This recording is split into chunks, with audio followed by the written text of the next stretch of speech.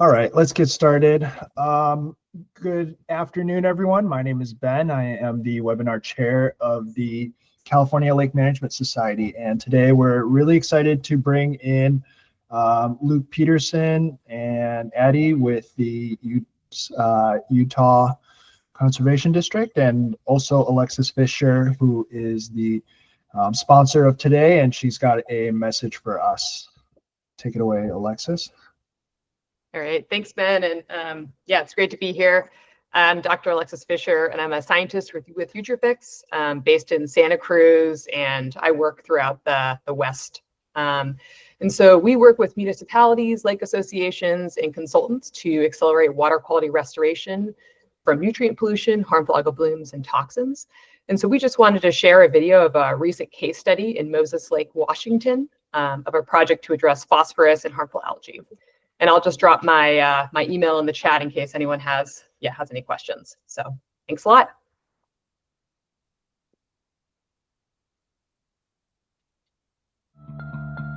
Moses Lake is one of the largest natural bodies of freshwater in the state of Washington. The entire city of Moses Lake wraps around this beautiful lake, this beautiful resource. This is the lifeblood of our community. Most of the water that goes through Moses Lake goes directly to 750,000 acres of farm ground. And so we need to have a lake that they can enjoy and that they can use without fear of adverse water quality. Moses Lake has always had phosphorus in it. It's always had blue-green algae blooms. I grew up in Moses Lake swimming in the green algae, so I thought that was what lakes look like. Even at 7 years old, my daughter understands that this lake has toxic algae blooms. Through our 30-year study of this lake, we've learned that there's deeper and more long-lasting problems that could really affect water quality in the lake into the future, and that's primarily the phosphorus loading that's happened over time.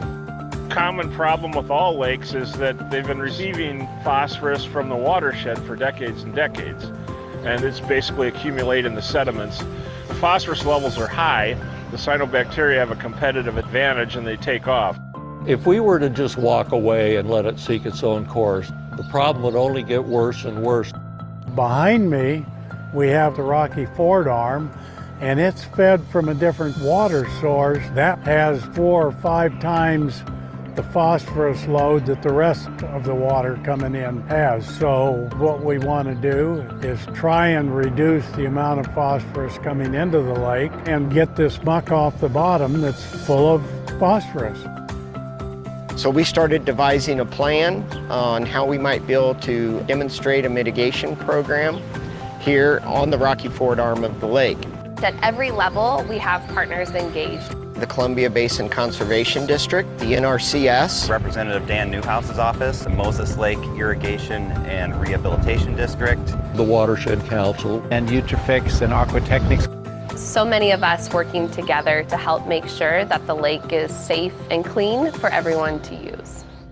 all the research by many people and improvements in technology brought forth some products that allow us to treat the lake. Just over a mile upstream on Rocky Ford Creek, we have set up a SAT system to apply Utrosorb WC. This is one of the first times this has been tried from a phosphorus mitigation standpoint. With Utrosorb WC, we need about 1.5 gallons to bind a pound of phosphorus. This season, with its operation, we are permanently binding up 4,400 pounds of phosphorus before it enters the lake. The second component of this restoration program is implementing Utrosorb G to address sediment. Today we're working on a size area that's about 2,000 acres, but this can be even scaled up further from here to lakes that are tens of thousands of acres. This is a first for us to be able to have anything of scale. Utilizing the Utrosorb G has been a real game changer for us. It will really reduce costs and time and money and labor, and will dramatically reduce the phosphorus in the water column. This means clearer water, means importantly a lot less algae. I have to give a lot of thanks to Eutrophics for bringing the science and the data to show that this project could help us in the short term solve a major problem. Without them on board and their expertise, this wouldn't be happening today.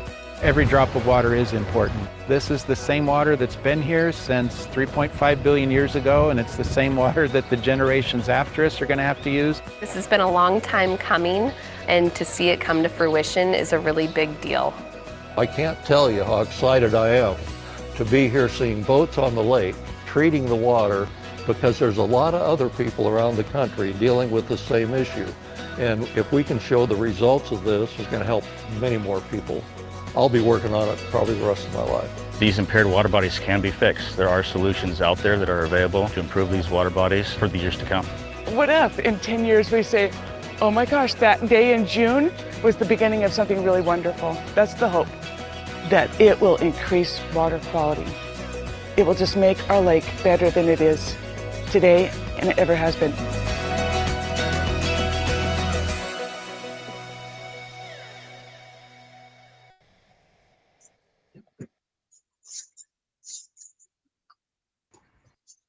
All right, thanks for that sponsor message to Eutrophics. But to get on, we've got Luke Peterson, Executive Director of Utah Lake Authority, and Addy Valdez, Conservation Biologist, here to talk about the challenges facing the Great Salt Lake and Utah Lake watersheds. Take it away, Luke. All right, thank you. Yeah, and we appreciate you letting us do this as members who adopted ourselves into CALMS. We appreciate it, and we're glad to be here. We're going to talk about some of the challenges that we have been facing with invasive species here in the Utah Lake watershed and the Greater Salt Lake watershed. Hopefully this is easier to see. Okay, I got it, Addy. Okay. Sorry, it's all good. All right, so we are going to show the slideshow. Come on, from the beginning. There we go. All right, I'm going to give you a little background on a few things about us that are hopefully helpful here. We operate in a very urban watershed situation. This is sort of our three-part mission as an organization, as the Utah Lake Authority. We're trying to look out for the ecosystem, the many communities that surround our lake. We have about 16 communities that are all around our lake, and then also advanced recreation.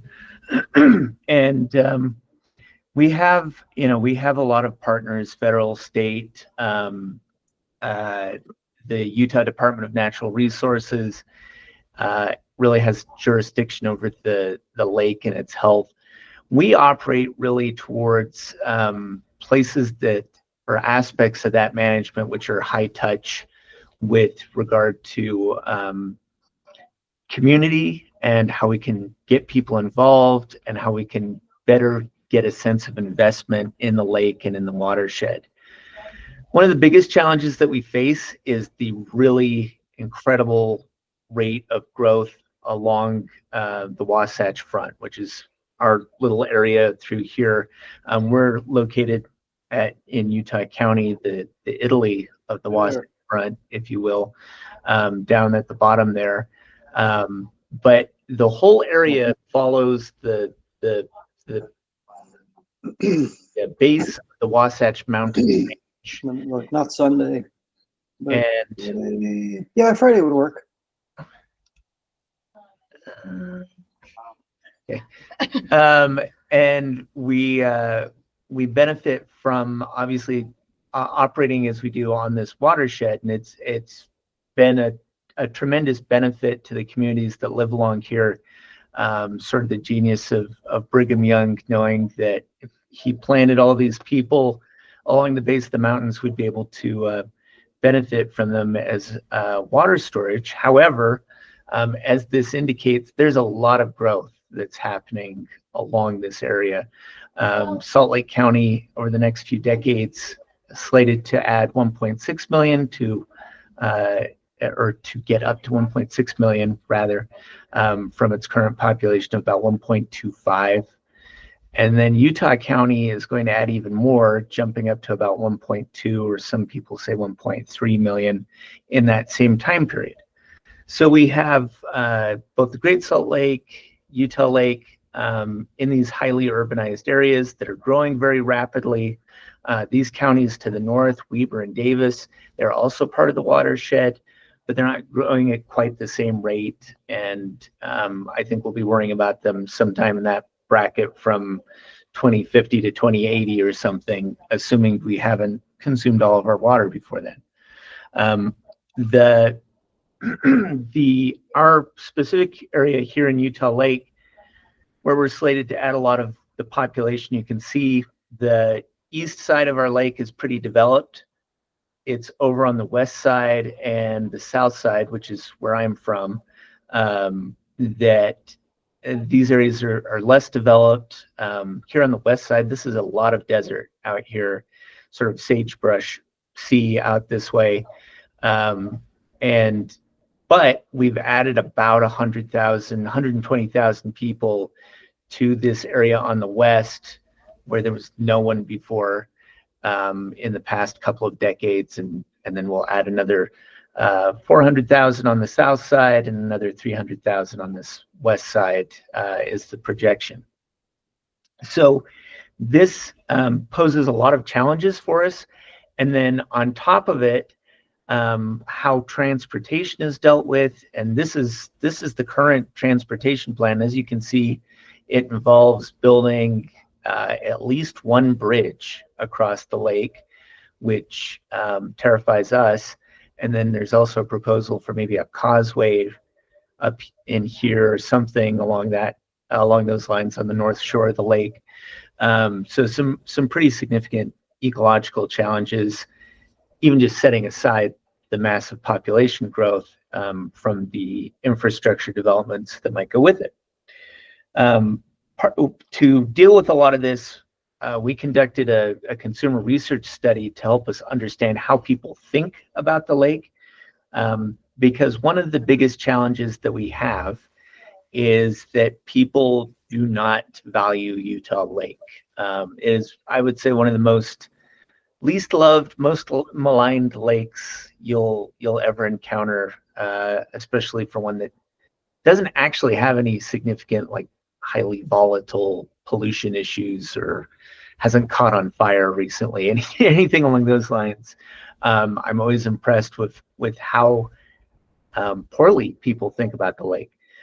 So we can see here, this is one of the findings. There were several, but they all sort of focus around this idea of people being concerned about the water's quality. It has a lot of dissolved solids in it, and so it looks dirty, and this, unfortunately, people feel that it is polluted as a result. Now, we operate in this terminal water system, and our POTWs do empty into Utah Lake, and that definitely contributes to the nutrient load and the water quality, eutrophication, etc. But the quality of the water has improved dramatically over the years, and we've seen a lot of benefits from that. Once upon a time, it was raw sewage that went into the lake, and obviously things have improved as technology has improved and regulation requirements have improved. But once again, like we asked in this survey, we asked people to compare Utah Lake to other lakes and reservoirs in the state, how they felt some of its issues compared. And you can go through this, we could go through this this colorful chart in detail here.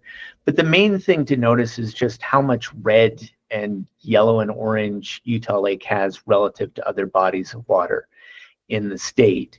And to me, this equals our problem, that people do not value Utah Lake. They see it as dirty, they see it as a problem. It's literally the case that even though you've got about 700,000 people living right around its shores, almost no one can see it. So you have to be along our east bench, along the mountains, up a little higher to see the lake, because it's this basin lake. It's in the center of everything, but almost no one can physically see it from where they're located. So it it's at best an afterthought, and a lot of times sort of the, I don't know, what we cast all of our problems upon is Utah Lake. This is a serious problem because, as I said, we're in a terminal system. And so if Utah Lake were to die, if we were to, consume water, or divert enough water to where as a lake it effectively died, that would also kill Great Salt Lake, which there's a tremendous amount of concern about Great Salt Lake and preserving it and conserving that water, because it would be an ecological disaster on the scale of something like dropping a nuclear bomb if it were to die because of the arsenic and everything else that exists in the bed of the lake that would then blow onto the valley, let alone the fact that we need water to live. So this is sort of the context for the challenge that we face. And now Addy and I are going to do an awkward little dance where we change chairs, but so we can keep going. And she's going to actually talk with you about the work we're doing on invasive species. Awkward dance. All right. Well, I think Luke did a really great job about setting up some of the challenges we face more in the urban interface and some of our goals that we have for both Utah Lake and Great Salt Lake and our watersheds. One of the first things I always like to highlight for people who are newer to Utah's water landscape is that basin lakes that we have are unique. A lot of the perception that comes from Utah Lake and Great Salt Lake being dirty or gross is because they are basin lakes and people are more favorable towards reservoirs. So Lake Powell, Lake Mead, any of the mountain reservoirs that we have, because they're crystal clear, they're deep, they're cold, and they're great to recreate on, which is very understandable. But a lot of the core concerns we see are based in the fact that they are basin lakes. So we have these 3 lakes that are remnants of Lake Bonneville. So this was a historic lake that covered almost a third of Utah. You can see that on the far left. And then in the middle picture, we can see that there are 3 remnant lakes in the dark purple. So that's Great Salt Lake, Utah Lake, and Sevier Lake. So these are all very shallow, low-lying, very old lakes that have very different sediment composition and geologic base than a lot of our reservoirs that we see in the mountains and that people are recreating on. So I think that's an important thing to keep in mind, because Utah Lake and Great Salt Lake, but especially Utah Lake, is very, very shallow. The surface area of Utah Lake, I think, is almost 196,000 square miles. No, maybe, yeah, square kilometers. Sorry. But it's on average, with its full capacity being met, is only 9 feet deep. So that's pretty crazy when you're comparing it to Lake Tahoe or any other large lake systems. So we encounter a lot of problems when it comes to our lake being shallow, and that feeds into some of the perceptions that we get with Utah Lake, because it is shallow. It is has a lot of sediments because it's a basin lake. It's hyper-eutrophic because of said sediments, because of inputs and historic management use. And we also get what's called fetch. I'm sure most of you are familiar with that. But we get really high wave action due to the large surface area but low volume, creating very quick and high wave action on Utah Lake, making it somewhat dangerous to recreate on occasionally. So that just adds to the pile of issues to not like being on Utah Lake. So top left is a great example of what Utah Lake can look like when it's really low. It's pretty impressive. We've had a great few water years, so right now we're at full, so it looks a little bit different, but this all kind of feeds into like a stable state theory. Again, this is all theoretical because it's a theory, but pre-settlement is sort of what we're looking at before pioneers settled in the Wasatch Front, when we are looking at more of a semi-turbid, clear, stable state that has a lot of native species, high productivity, probably eutrophic, but not hyper-eutrophic. Basically, what we did when we came into Utah was punt that pre-settlement ball off the edge. And that comes from a lot of human-based factors, like I'll get into invasive species that have been introduced, water quality changes, and just urban pressure. So kind of our lowest point for Utah Lake and Great Salt Lake as well was in the 1960s. We had a lot of drought going on at the time in the state, and this is kind of when we're reaching pre-Clean Air and Clean Water Act. So we're having a lot of sewage, a lot of dumping, and a lot of overharvest of our native species, and invasive species really just taking it up a notch. So what we're moving towards now is trying to push into this new stable state. Whether that will be possible or not, we're just trying to get there to see first. But there's a lot of work that's going into making that happen, and I'll get into that. So kind of one of the biggest things that we face on Utah Lake as a challenge, and Great Salt Lake too, is just water, both in quality and in quantity. So it kind of makes for double trouble. We have double the issues to deal with. So Utah is a very arid state, much like California. We are in a very prolonged drought, even though we've had 3 pretty historic water years recently. But even as of last week, we are in pretty heavy drought conditions throughout the state. So that has a large effect on how much water we're able to store and continue to push to Great Salt Lake.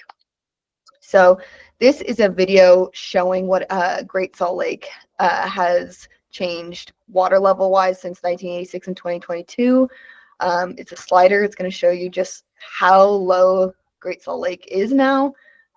It's a little bit more full than this as of now, but it looks honestly pretty similar to this, whereas our historic level is very impressive. It's a lot of water. So this is just an example of what our consistent drought conditions have done for Great Salt Lake and why it's becoming such an issue with so much lake bed exposed. Let me see if this is going to click.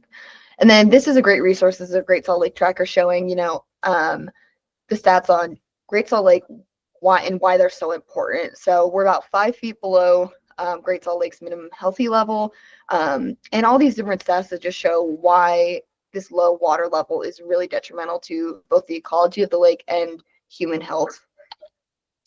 And then water management is really important in Utah. Water is king. So Central Utah Water is a large organization that manages the Central Utah Water Project, which is basically all the water in Utah. And they do a really great job about making sure that we're doing large scale reservoirs to make sure that we are holding water, storing it, using it properly, but it makes water management very complicated. And when water is king, not everybody gets a share. And so managing these lakes and making sure that we can accomplish our goals when it comes to all the challenges we face, water is usually down at the very, very top. It's the core issue that we have to face. So, and then we also have water quality issues. Luke was mentioning, that water quality has gotten a lot better, but we are a hyper-eutrophic lake, and we do have some history of some dumping and like raw sewage. So, and again, our sediments, our geologic sediments are very high phosphorus and nitrogen content. It's off the charts. So it's a very hyper-eutrophic lake. So what's been done recently is the Utah Lake Water Quality Study. This is a huge state effort in order to get a handle on what has been happening on Utah Lake. What is the water quality like? What was it like historically? And what can we do to fix that? What can we implement in order to make it better in the future? And so this comes through so many different phases. This is a very large scale project. It should be wrapping up here in the next, hopefully, year or so. But it's going to give us some really great watershed management strategies in order to help improve Utah Lake's water quality and all of its downstream constituents, so Jordan River and Great Salt Lake. And so with our water quality issues and our hyper-eutrophic status, we deal with a lot of harmful algae blooms. So this is one of our biggest concerns on Utah Lake. Going back to perception, Utah Lake for some reason is the only lake people think of with harmful algae blooms in Utah, but almost every single lake except Great Salt Lake experiences harmful algae blooms in the summer. So it's interesting having to deal with that perception, but we do get them, and they can be dangerous when people aren't educated properly, and that's a big initiative. So this comes from the Utah Division of Water Quality, just all their HABs education. It's really important on Utah Lake because, again, it is so shallow, so hyper-eutrophic and turbid that they can get really out of hand on a hot year like last year. They can get really intense. We can get a lot of microcystin and cyanobacteria concentrations, creating pretty dangerous conditions. So we want to make sure that our residents and our communities are educated about when it's safe to go out, when it's safe to recreate, but not let that deter them from coming to the lake in general, because it is so large. Usually only an area at a time is affected by harmful algae blooms, but this is a big thing that we deal with, and part of that misconception as well. But again, it's real, and it's happening on Utah Lake and many other lakes in Utah. And then coming to our next big challenge is invasive species. I'm mainly going to hit on two of these and how detrimental they've been, but what work we're also doing to mitigate them. So the first one is our common carp, very popular to say the least at a time. So originally they were put into Utah Lake as a food source for pioneers once native species were overconsumed. So now we have a lot of carp, and it's a very large problem. In 2008, there was estimated about 90% of Utah Lake's biomass was carp, and now we only have 2 of 12 native species left in Utah Lake, and all the rest are either carp or introduced sport fish. So they have a lot of ecological impacts on Utah Lake as well as perception.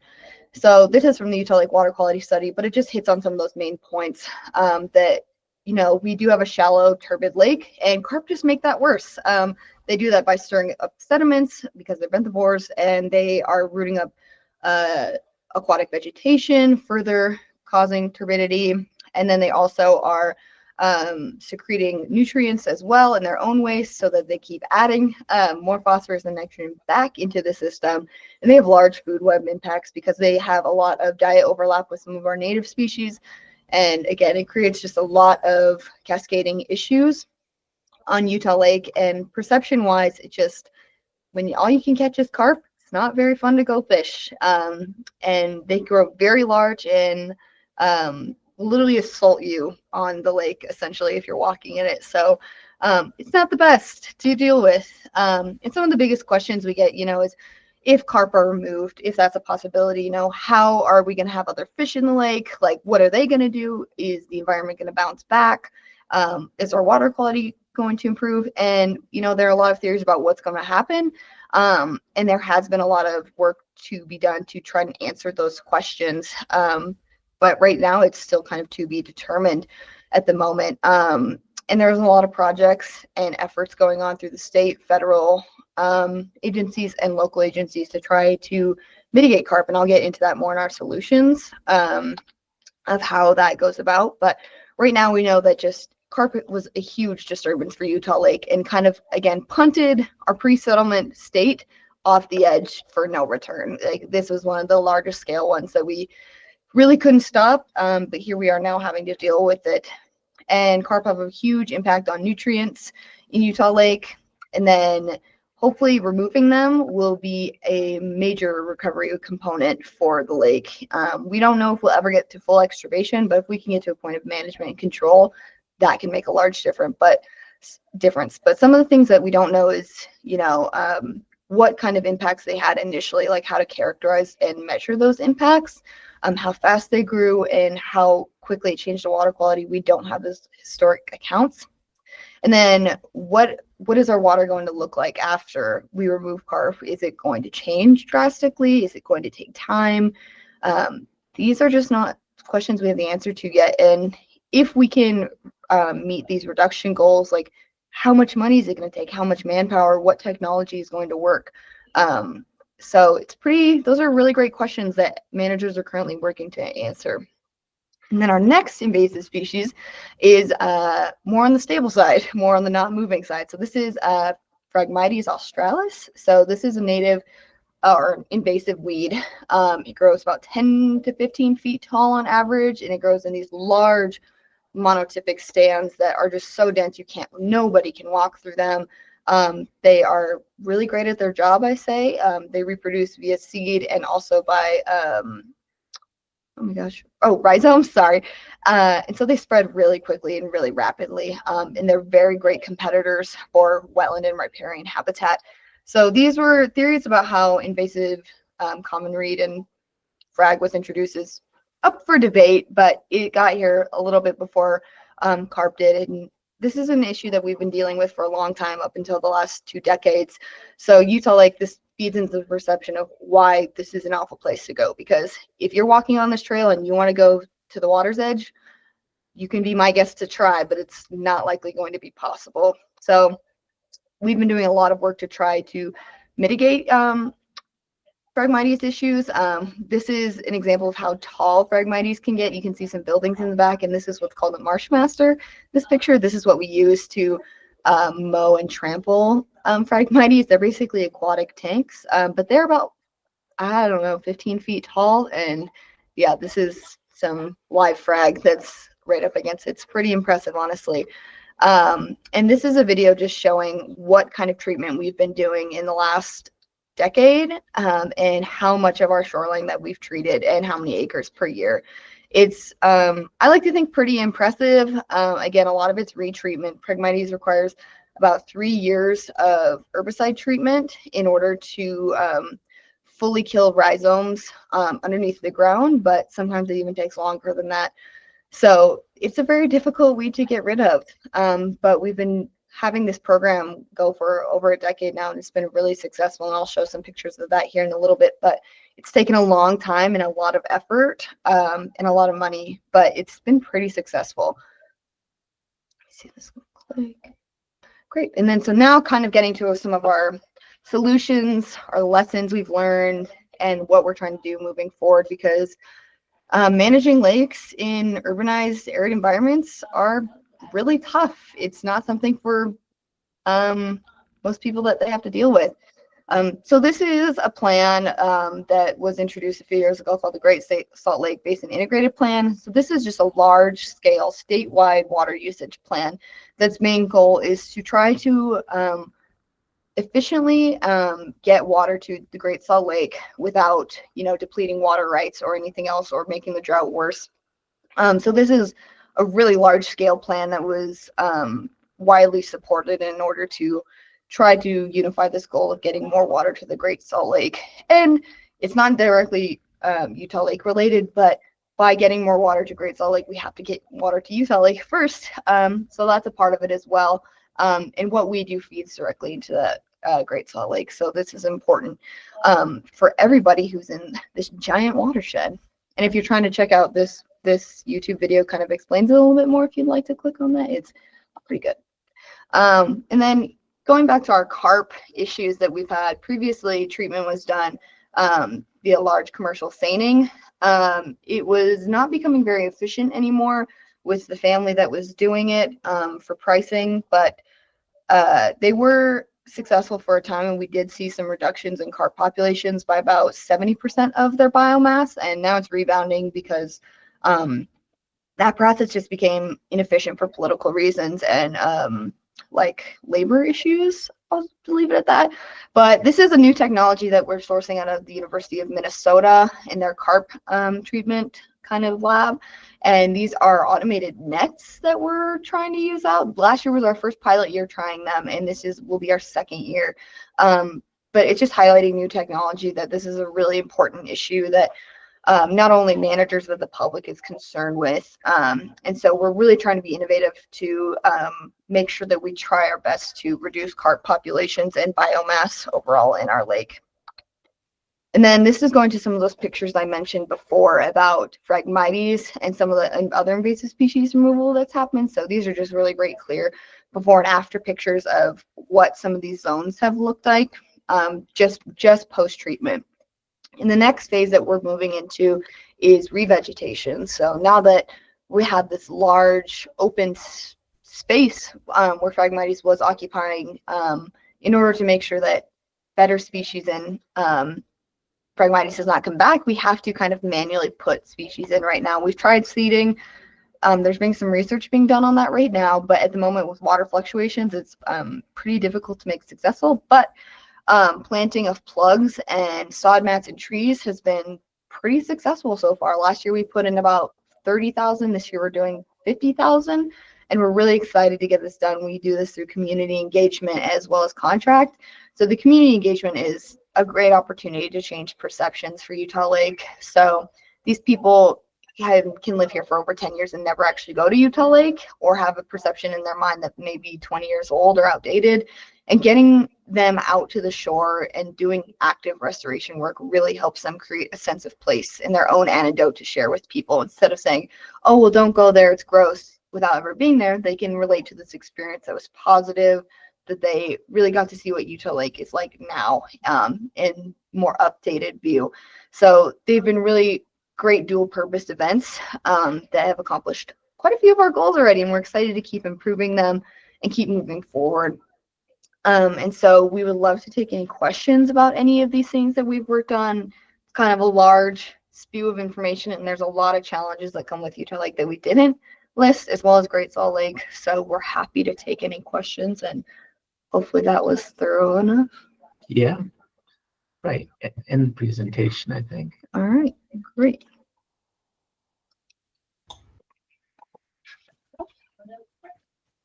All right, well, thank you so much for that. I've got a few questions. Can you tell us a little bit about the herbicide treatments for the Phragmites, like what you use and what methods you use? Yeah, for sure. That's a great question. So we do use herbicide, and it's like glyphosate. So some form of Roundup, whatever we can get our hands on essentially that year. When we were initially starting, probably for the first decade of treatment, we did treat via helicopter swath. So helicopter booms that are about 60 feet wide, because we had such large stands that that worked really well, and we didn't have a lot of drift or anything like that was affecting any native species, because we didn't have a lot of them. So that's kind of how it started, was with just aerial treatment, but just treating them is not, just treating frag is not enough, because it still leaves these large stands sitting there dead. So that's when we got Marsh Masters, these like aquatic tanks, be able to come through, trample the Phragmites or mow it so that it can degrade quicker. Sadly, we can't take it off site in order to like speed that process up, but we're working on that to try to find a way to make that decomposition a little bit easier. But now we're kind of switching into this phase now where we're getting more patches of Phragmites instead of these large stands. There are these really narrow areas or small patches left that aren't really feasible to treat with helicopter, because one, it's expensive, and then two, it's just going to be too much drift and it's going to kill too many other things. So we're working towards getting more spot spraying involved, more hand crews.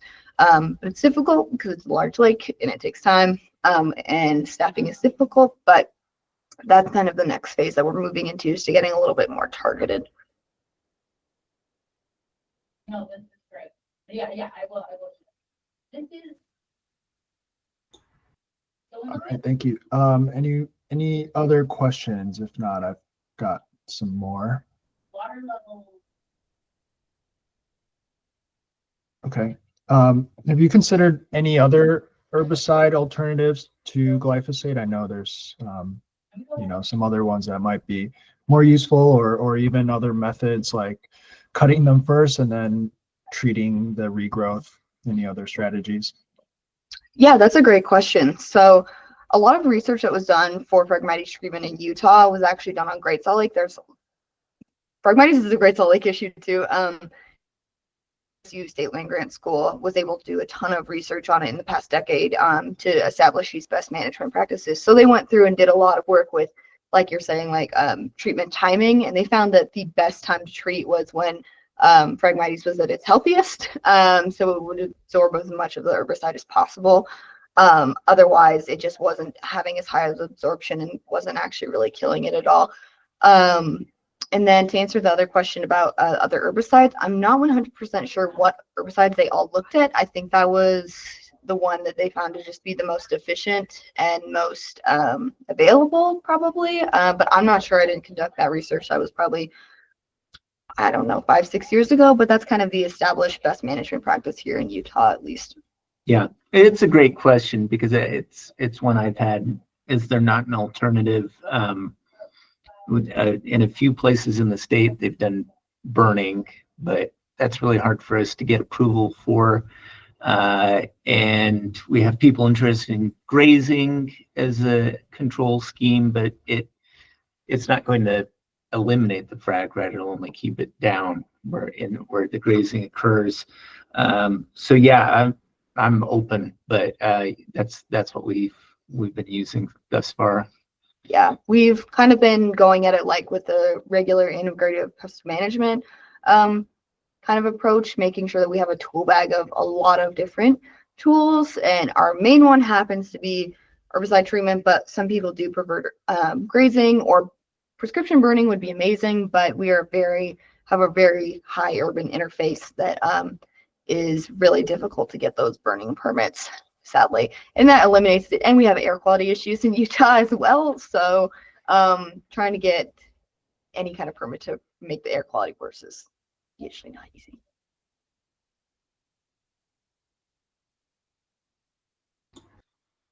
Okay, thanks. I don't want to keep hogging the questions, so I'll leave a moment, but if not, I've got a couple more.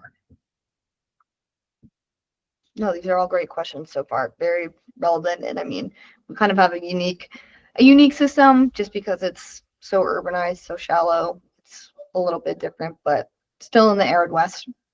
Yeah. So kind of on that note, so you've established that this is like a hyper-eutrophic and shallow lake. Have you found the sources of phosphorus? Is it internal cycling? Like what any steps taken to reduce it besides like addressing the carp problem?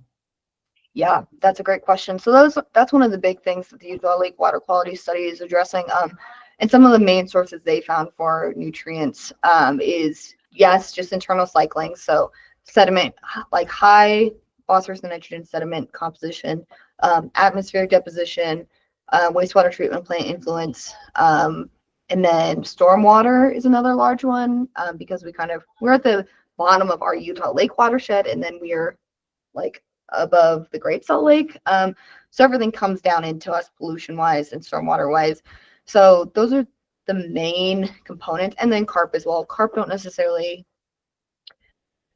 bring secretion adds a chunk of phosphorus and nutrients into the water, but they're mainly like the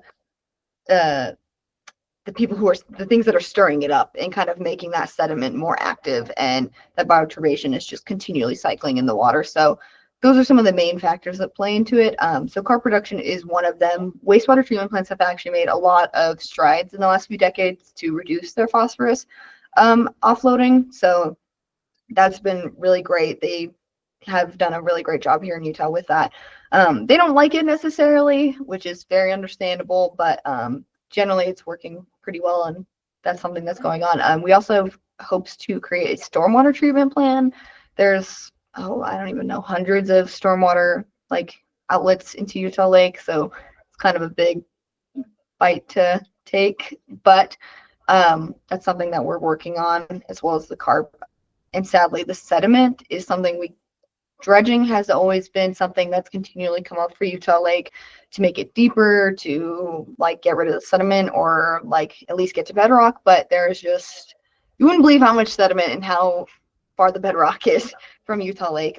And dredging comes with all of its own issues with water usage. We only have as much water as we do, and making it deeper would really go crazy with water rights and everything else. And we don't have jurisdiction over that necessarily, but there's been a lot of talk about it. But it's a really large scale thing to do for Utah Lake. So there was like propositions to do a large project that did do that, but it was not really congruent with public trust here in Utah. So there's some just like hangups that come with that, sort of.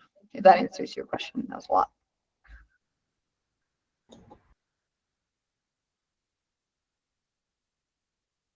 All right, thank you. So Stephen McCord says, I'll just read what he says. Thank you for sharing the story. Check out Lake Nakuru in Kenya for another terminal lake with issues. As far as stormwater runoff, check out what's been done at Lake Tahoe. They focus on natural treatment wetlands at many inlet creek mouths. Yeah, that last comment's a great point. We've seen some stuff about Lake Nakuru in Kenya, which is a great like kind of study pit for ours. And then when it comes to the stormwater, there are some cities in Utah County that are trying to implement some wetlands for stormwater runoffs, like stormwater catches and stuff. It's new. Doing environmentally conscious things is it's a new trend in Utah. It's tricky. Yeah, we operate in a deep red state, right? And so I as the person over Utah Lake, and then Brian Steed, who's the Great Salt Lake Commissioner, I think it's funny that we're both people with a public policy background primarily, because so much of our work is about getting people to buy into something that isn't maybe feel natural for their political inclinations.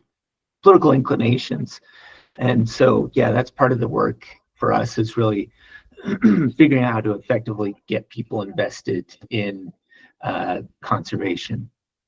It's starting though. It's made strides from where it was, so it's getting there, but it's a little bit slower than some other places. But people are interested because they care about water, they care about our lakes, and recreation and like outdoor activities is huge in Utah. So people care about it more than you would think, but yeah, it's definitely a hump to get over for sure. What you mentioned earlier was really interesting to me, the automated nets. Can you talk a little bit about that? Yeah, no, those are really interesting. So we actually had his name is Shemek Bezier out of the University of Minnesota, and he runs a large carp solutions is his company that he runs with his lab.